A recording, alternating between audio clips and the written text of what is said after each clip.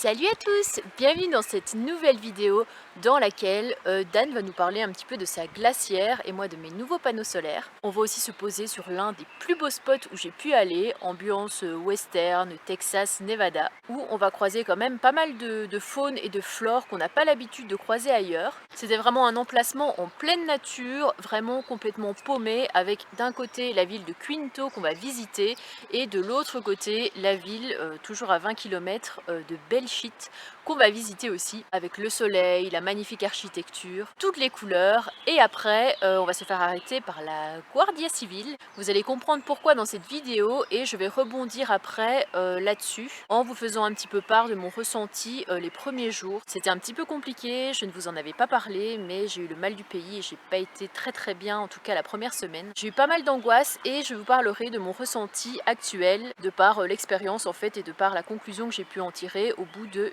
une semaine, même presque 2 semaines ici en Espagne. Bref, comme d'habitude, on n'oublie pas le petit pouce noir, le commentaire et à me rejoindre sur Instagram Annabelle la Coccinelle si ce n'est pas encore fait. Salut les amis. Dan est en plein rangement, on peut constater qu'il a toujours son magnifique Père Noël accroché à sa vitre.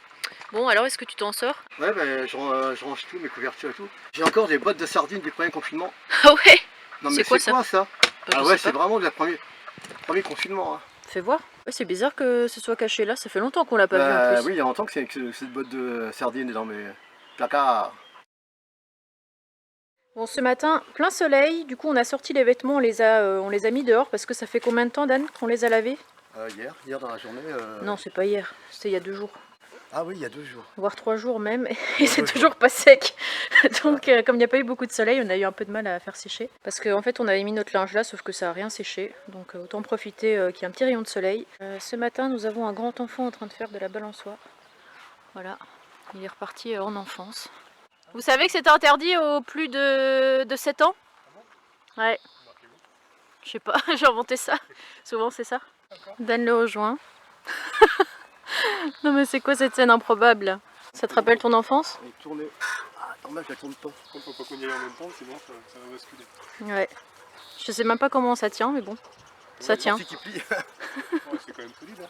D'ailleurs, je suis quand même assez contente parce que, comme vous le savez, j'ai mon petit boîtier ici qui m'indique un petit peu la tension de ma batterie auxiliaire. Et regardez, elle est à 12,8. Malgré la décharge assez profonde qu'elle a rencontrée, hein, quand elle était descendue jusqu'à 9,4 je crois.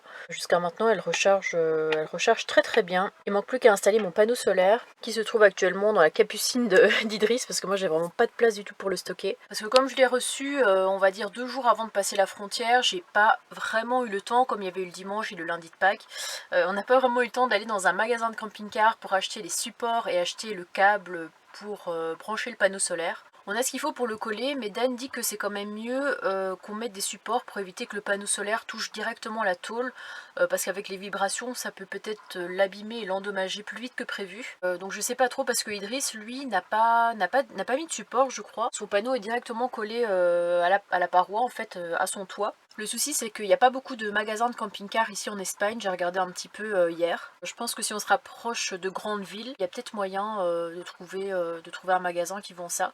Comme ça, ce serait bien de pouvoir m'équiper un petit peu plus. Donc pour Dan, ce matin, opération nettoyage de glacière. Ouais. Tant qu'on a un peu d'eau, on en profite. Ah oui, tu mets ça directement comme ça dedans? Ouais, c'est étanche. D'accord. Mais c'est vrai que ça nous a quand même bien servi, surtout quand il fait chaud. Ça permet de mettre les bières au frais. Mais aussi la charcuterie et... Ouais, grave. En ce qui concerne, parce que moi j'arrête la charcuterie. Toi t'arrêtes la charcuterie? Ah ouais, j'arrête. Moi aussi, moi j'ai commencé les oranges. Ouais, il y a 1 heure. Oui, oui, mieux vaut tard que jamais. C'est vrai que souvent on demande quelle est la marque de ta glacière, donc si jamais tu veux répondre à cette question. Ouais. Donc c'est quoi? C'est Dometic. Dometic. Et c'est une glacière que tu branches en 12 volts. En 12, 24 et 200 watts. Mais toi tu le branches en 12. Ouais, parce que je l'ai pas au solaire, donc... Et franchement, elle descend, mais vraiment très bas. Hein. Elle peut faire moins 15 et sans problème. À moins 15, tout est gelé. Moins 18 aussi, elle avait été une fois. Et là, après, le bloc de glace ou l'eau, c'est vraiment des glaçons. Ouais, donc c'est vraiment top. Tu l'avais acheté sur Amazon, c'est ça? Ouais, je l'ai payé assez cher, mais bon, Tu l'as payé combien, si ce n'est pas indiscret? Plus de 400 euros. 400 euros. Après avoir passé 2 nuits sur cet emplacement, on a décidé de changer d'endroit et d'avancer un petit peu plus. Alors au départ, on s'est dit qu'on irait vers Saragosse et au final, on a plutôt envie de descendre vers Madrid. Mais comme il y a pas mal de routes, on va couper la route peut-être en 2 ou en 3 parties. On a trouvé un spot sur la route qui a l'air vraiment pas mal. On se croirait presque en plein désert, donc je pense qu'on va être pas mal là-bas. Et il y aura des villes à visiter pas très loin. Ça promet encore de beaux paysages, de belles balades et puis des belles vidéos.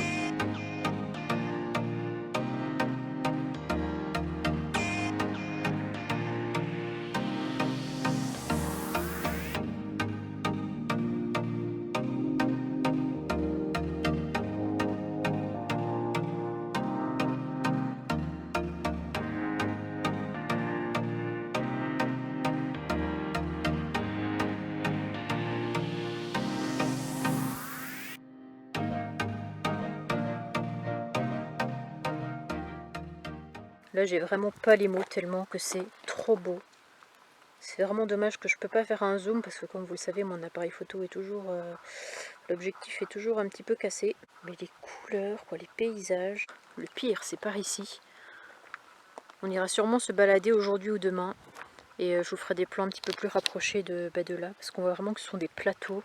Et ici, ça nous dit qu'on peut observer des oiseaux tels que le cochevit huppé. Donc je sais pas du tout à quoi ça ressemble.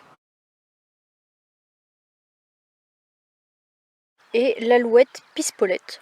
Ça non plus, j'avais jamais entendu. Autant l'alouette, oui, pispolette, je sais pas vraiment ce que c'est. Et on peut observer des traces de mammifères comme le lapin. Et là, c'est vrai qu'on voit pas mal de crottes de lapin. Et juste à côté, on a des terriers. Donc je pense que ça doit être des terriers de lapin. J'aurais pas pensé que c'était aussi grand. J'ai pu voir aussi des espèces de cristaux comme ça un petit peu partout. Il y en a ici aussi. Je sais pas vraiment ce que c'est. C'est vrai que ça ressemble un petit peu comme du quartz. Si vous savez, dites-moi dans les commentaires parce que je connais pas trop. Par contre, un truc que j'adore, c'est ça. Juste on est là, vous n'avez pas l'odeur, mais ça sent vraiment le thym. Je pense que je vais me faire une petite infusion de thym. C'est vrai que dans le sud, il y en avait aussi pas mal comme ça, un petit peu partout. Et ça sent tellement bon, j'adore. Je viens de voir qu'ici aussi, il y avait des terriers. Celui-là, il est vachement imposant.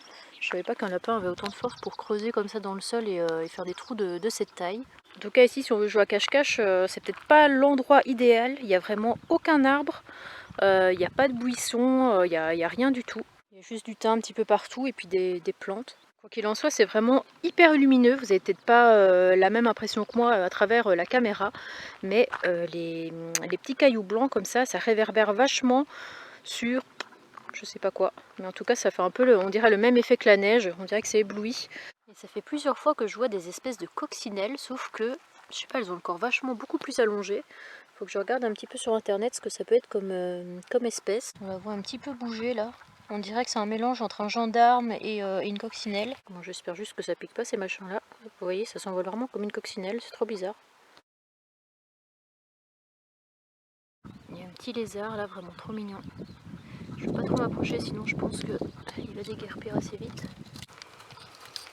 Waouh, il est parti à une allure. C'est vrai que j'entends quand même pas mal d'oiseaux, mais je sais pas où est-ce qu'ils se posent parce que comme il n'y a pas d'arbres, je sais pas, en tout cas là j'en vois de temps en temps voltiger dans les airs. D'ailleurs sur Parc Fortnite ça disait que des fois il y avait des vautours ici, donc on se croirait vraiment dans le canyon du Nevada, j'en sais rien. Il va falloir faire attention qu'un aigle n'emporte pas Nani. Ici c'est ce qu'on appelle une loge, c'est ici où les animaux mettent bas et aussi où les bergers des fois sont amenés à dormir.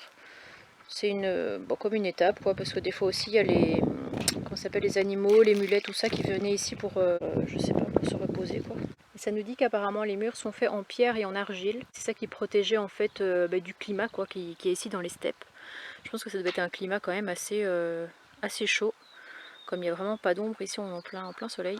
Même là j'ai l'impression qu'il y a des minerais. Donc c'est bizarre parce que comme ils disent en pierre, est-ce que c'est une pierre spéciale? Je ne m'y connais pas assez, mais en tout cas ça pourrait bien être de l'argile. Et apparemment ce serait comme ça à l'intérieur. On a essayé de rentrer, c'est fermé donc on peut pas trop voir. Malheureusement les fenêtres sont fermées. Je vais regarder un petit peu en faisant le tour. Celle-ci c'est comment? Ouais, je pense que ça va être comme ça un peu partout. Bon finalement on a réussi à trouver une entrée.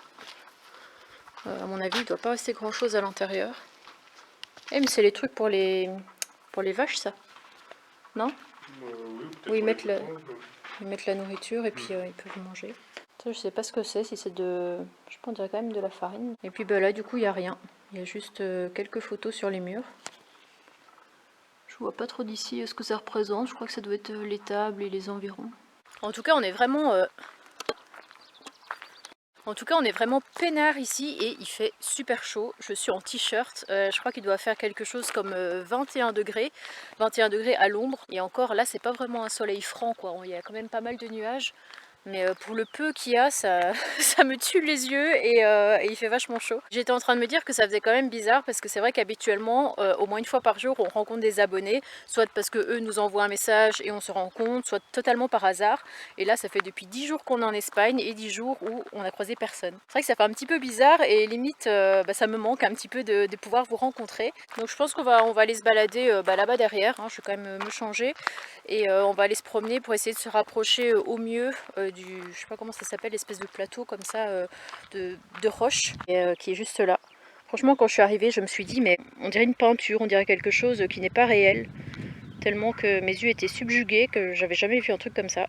Du coup là on est parti en balade, on profite tant qu'il y a un petit rayon de soleil et je vais pas vraiment filmer la balade, je vous laisserai voir ça sur la chaîne d'Idriss parce que on a décidé, ça fait plusieurs vidéos déjà, qu'on fonctionne d'une certaine manière, que en gros toi tu filmes certaines choses. Enfin en fait on alterne quoi, genre des fois on visite des trucs, moi je filme, et des fois on visite des trucs, c'est toi qui filmes. Parce que j'avais quand même eu 2-3 commentaires qui me disaient « Annabelle, tu filmes les mêmes choses qu'Idriss », mais en fait pas du tout. Jusqu'à maintenant, ça fait combien de temps maintenant qu'on voyage ensemble? Ça fait 1 mois et demi. Et je pense qu'on a 1 mois et demi, à part Barcelone, on n'a pas filmé du tout les mêmes choses. Et encore à Barcelone, Idriss avait filmé seulement... ouais, un petit peu à la fin de ma vidéo. Un petit peu, ouais, genre même pas 2-3 minutes. Alors que moi j'avais vraiment filmé aussi bien la plage que la ville. Donc voilà, pour moi c'est un bon compromis. Hein, comme ça on garde tous les deux nos chaînes, on continue à faire notre vidéo au rythme quoi. Genre moi les mardis et les vendredis et toi 3 fois par semaine, c'est ça? C'est ça. Pour éviter, comme tu as dit tout à l'heure, que ce soit trop répétitif ou que ce soit du déjà vu. Ce matin, c'est vraiment trop bizarre parce qu'il y a un homme qui est venu en voiture vers 8 h du matin et il a klaxonné. Alors moi, j'ai pas entendu ça, c'est Dan qui m'a raconté ça et Idriss. Oui, à 8 h, je dormais encore profondément parce que Nani m'a réveillée absolument toute la nuit. Il était ingérable. Mais c'est parce qu'il dort absolument toute la journée parce qu'il a peur de sortir à cause de Falcor. Et même quand Falcor est pas dehors, il ose quand même pas sortir. Donc en fait, il passe sa journée allongé en faisant carpette sur le lit. Bref, on sait pas pourquoi, on est vraiment au milieu de nulle part, le village le plus proche est à peu près à 20 km d'ici, donc c'est pas tout près. Et il est venu le long de la route ici. Il est arrivé, il a été jusque là, hop, il a fait demi-tour, il a klaxonné un coup, il a crié, on sait pas trop ce qu'il racontait, et puis il est parti au bout de la rue en freinant comme un fou et en détalant à toute allure. Hier la police est passée sur cette route là, donc je pense que ils nous ont vu qu'on est 3 véhicules blancs assez reconnaissables, hein, assez visibles de la route. Mais ils sont pas venus quoi, donc... Après 3 nuits compliquées, là je vais déloger Nani de son siège. Parce que je n'ai plus du tout envie de repasser une nuit comme ça. Regardez, il est 13 h. Monsieur est en train de pioncer fermement. Nani, 13 h, c'est pas une heure pour dormir. Ouh, oui. Ouais, oh là là. Oh, les papouilles, c'est la vie. Mais n'est pas le sujet. Non, je suis venue ici pour te déloger. Hop, allez, vas-y, va te promener. Ça va te faire du bien un petit peu. Je l'analyse quand même à travers la vitre parce que la plupart du temps, quand je le sors d'ici, il va faire quoi? Il part chez Dan, il va sur son siège avant et il continue sa sieste. Un grand malin. Ah, regardez. Regardez-le. Pris en flagrant délit de cherchage de siège pour dormir. Va-t-il rentrer? Telle est la question. Non, il a changé d'avis. Il va essayer de rentrer par ici, mais... c'est foutu. Ce matin, Nani est partie chez Idriss. Et étonnamment, en fait, Falcor s'est mis à faire des câlins à Nani. Et Nani faisait des câlins à Falcor, quoi. Le truc totalement improbable. Regardez, ils se font des papouilles. Bah ouais. Bon, par contre, ce matin, je vais vous épargner la vision d'horreur. Mais, je sais pas si c'est Nani ou Mimine, mais ils ont ramené un petit lapro complètement mort. Hein, donc on va éviter de vous montrer ça. Et Idriss a fait une tombe pour cet animal. C'est trop triste, hein, franchement. Avant c'était des mulots, des souris, et puis ici c'est des lapins. Tu l'as mis là? Il est là. Bon. paix à son âme, petit lapin, qui n'aura pas vécu très vieux, je pense. Ouais, qui repose en paix. Je sais pas si on voit là dans les airs tous les vautours qu'il y a. Il n'y en avait pas jusqu'à maintenant et là il doit y en avoir 1, 2, 3, 4, 5, 6, 7. Là il y en a 7.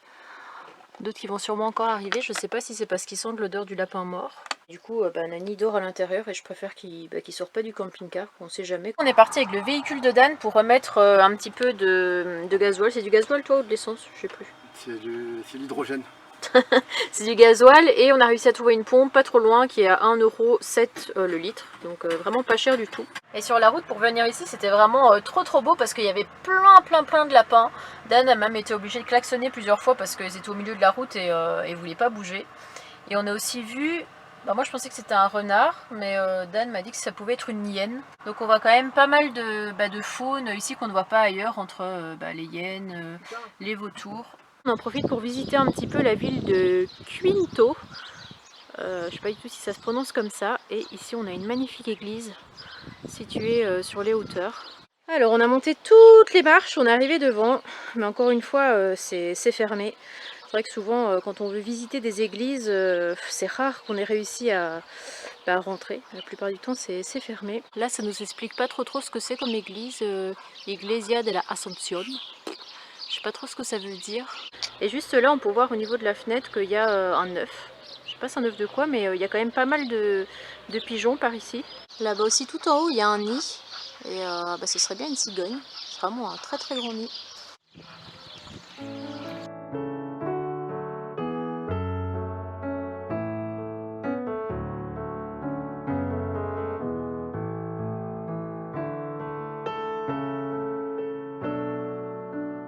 On a vraiment une belle vue panoramique ici sur le petit village.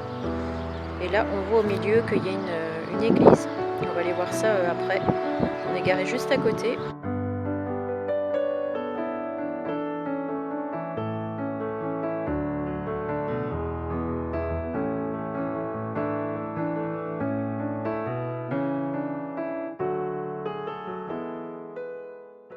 Et du coup c'est vraiment difficile à croire, on a l'impression qu'on est simplement au niveau des résidences du village. Et en fait dans les toutes petites ruelles, nous avons la pharmacie ici. Et juste à côté, un peu plus loin, nous avons le petit supermarché qui est là. Voilà, vraiment caché dans des petites ruelles. Là ça va être l'heure du repas. Hop, on s'est installé. Je me suis fait une petite salade avec du jambon, des endives, des tomates et des crackers avec du guacamole. Et ça c'est quoi? C'est du fromage, non? Un échantillon de plusieurs fromages. Peut-être un peu de thon. Ah, bien sûr. Des œufs. Des œufs. Ah, la base. Bon allez, bon appétit mon petit Dan. Bonne dégustation, Annabelle. Bonjour les amis. Ce matin, il y a un vent de fou. On a été ballottés, même là on voit la caméra qui bouge encore. Donc la nuit a quand même été assez courte. Regardez comment c'est trop beau. Je suis toujours subjuguée par ce paysage, même si ça fait quelques jours qu'on est là. En tout cas, je ne sais pas comment Gérard ne s'est pas encore retourné. On voit là, le petit carillon qui bouge, ma lampe qui bouge. La bouteille là-bas qui a 2 doigts de tomber. J'avais un petit peu ouvert mon lanterneau pour aérer, parce qu'il fait quand même assez chaud. Mais là, il est en train de faire des trucs bizarres, des petites secousses à cause du vent. Je vais fermer l'autre aussi, du coup. Là. Même quand j'essaie d'ouvrir ma porte, ça veut pas tellement qu'il y a du vent. Et si j'ai le malheur de l'ouvrir comme ça, elle part en arrière. Bon là, elle le fait pas, mais sinon d'habitude, ça part en arrière d'une force incroyable. Aujourd'hui, on voulait aller visiter la ville de Belchite, qui est à 16 km d'ici, un petit peu comme Quinto. C'est un village qui a l'air assez joli au niveau architectural et niveau historique. Donc, je termine mon montage, on se prépare et on va aller voir ça.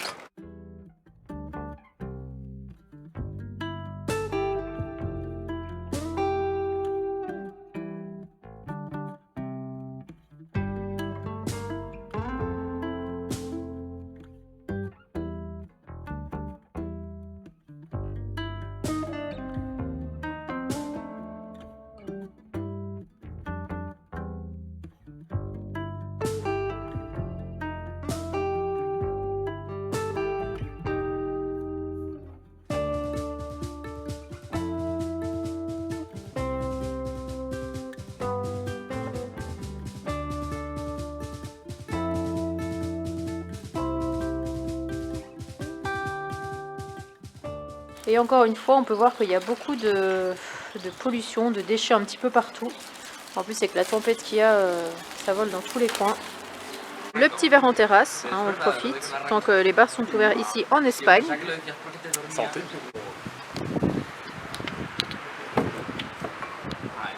Là, on se dirige tout doucement vers les ruines de l'ancienne ville de Belchite, parce qu'en fait, il faut savoir que cette ville a été détruite. Non. Qu'est-ce qui a été détruit? C'est la ville qui a été détruite. C'est l'ancienne ville. Ouais, en 1937. C'est ça. C'est ça qu'on a vu. Au lieu de reconstruire la ville, ils ont décidé de laisser ça comme ça. Donc on peut le visiter pour 6 €. Je pense qu'on va surtout faire le tour du site parce qu'apparemment il y a moyen de passer sur les côtés. Il y a des grilles mais c'est pas très grave. On peut quand même apercevoir l'église et la basilique et puis certaines anciennes maisons. Donc ça reste toujours, ça se dit visitable. Oui, visitable, oui. Je sais pas, ça reste toujours visitable, enfin, on peut le visiter en tout cas. Et à côté de ça, ils ont reconstruit la ville qu'on est en train de visiter là depuis tout à l'heure.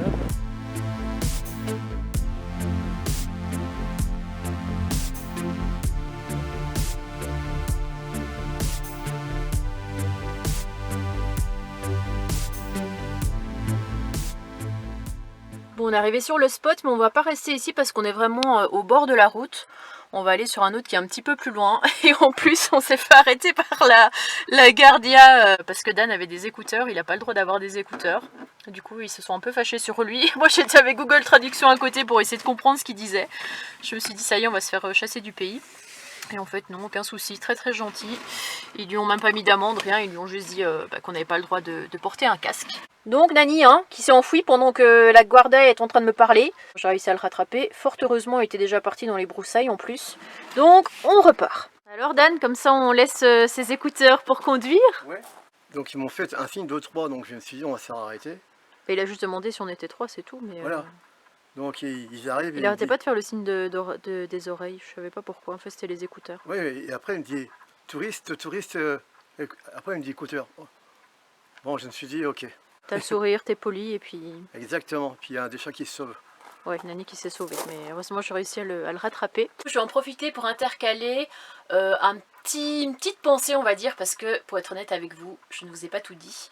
En effet, les premiers jours, on va dire même la première semaine où j'étais en Espagne, j'avais le mal du pays. Pourtant c'est vrai que je me suis dit, en venant en Espagne, on sera plus libre, il fera un petit peu plus chaud, on va découvrir des beaux paysages, des beaux villages. Je sais pas, il y avait quelque chose en moi où je me sentais angoissée en permanence, où j'avais du mal à ne pas entendre les gens parler français. Donc c'est vrai que je me sentais pas bien par rapport à ça, parce que vous avez peut-être vu les vidéos d'ailleurs, mais en 2019, j'étais déjà partie en Espagne toute seule. J'étais censée partir 2 semaines et au bout de 3 jours, j'ai fait machine arrière parce que je me sentais très seule et parce que je vais pas forcément facilement vers les gens, encore moins quand je ne parle pas leur langue. Mais pour être encore plus honnête avec vous, c'est surtout parce que j'ai beaucoup écouté ce que les gens me disaient. Les gens me disaient qu'ici en Espagne, il y avait beaucoup de vols, de véhicules, de braquages, que les Espagnols n'aimaient pas les Français, enfin les Français ou même les étrangers en général. Et plus récemment, là, en passant la frontière, les personnes qui m'ont dit aussi que la police ne rigolait pas, qu'on allait se faire contrôler, qu'on allait se faire jeter du pays, qu'on allait nous demander tous les 200 mètres un test PCR. Même si on en a fait un pour passer la frontière, apparemment on nous aurait redemandé un test à chaque contrôle. Et en fait j'avais ça dans ma tête qui tournait en boucle et j'avais très très peur qu'au final, c'est vraiment anxiogène et je pense que c'est surtout les gens qui reflètent leur peur, qui les projettent en fait sur moi. Et malheureusement, moi ça me fait devenir parano. Donc j'ai pas profité outre mesure la première semaine. Et puis au final, en fait on a rencontré plusieurs fois la police. On a été interpellés à 2 reprises.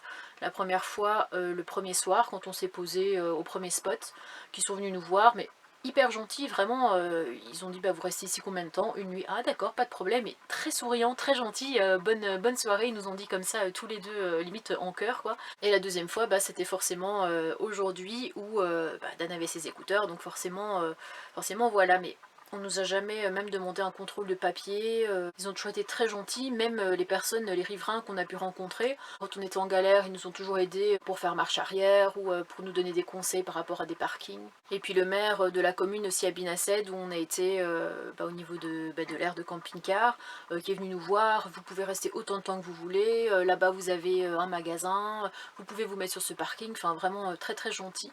Et l'ensemble des gens qu'on a croisés, très sympa. Je me sens un petit peu plus détendue, on va dire, depuis 3-4 jours, parce que je me rends compte que ce que les gens disaient, eh ben, c'était pas vrai. Et je pense qu'il faut vraiment être en immersion dans la situation pour pouvoir faire son propre avis et ne pas écouter les on-dit, BFM TV par exemple, ou des choses comme ça. C'est vrai que des braquages de véhicules, je pense que c'est partout, que ce soit en France ou même, même ici en Espagne ou ailleurs. Peut-être qu'il y en a un petit peu plus, je sais pas, à certains endroits, mais en tout cas, jusqu'à maintenant, rien à signaler et c'est que du bonheur et je profite vraiment un petit peu plus maintenant depuis quelques jours. Bon j'espère que cette vidéo vous aura plu, je vous retrouve vendredi prochain pour la suite de nos aventures où on va encore trouver de très chouettes spots. On va être au bord d'un lac où l'eau est transparente, vraiment c'était trop beau. Je vous laisserai découvrir tout ça, en attendant, portez-vous bien. Salut les amis!